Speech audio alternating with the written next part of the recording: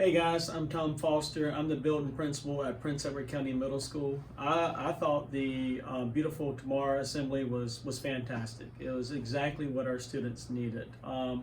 It touched on so many different topics, from bullying to effort to dreaming big and not having a capstone on your dreams or what you believe your potential might be.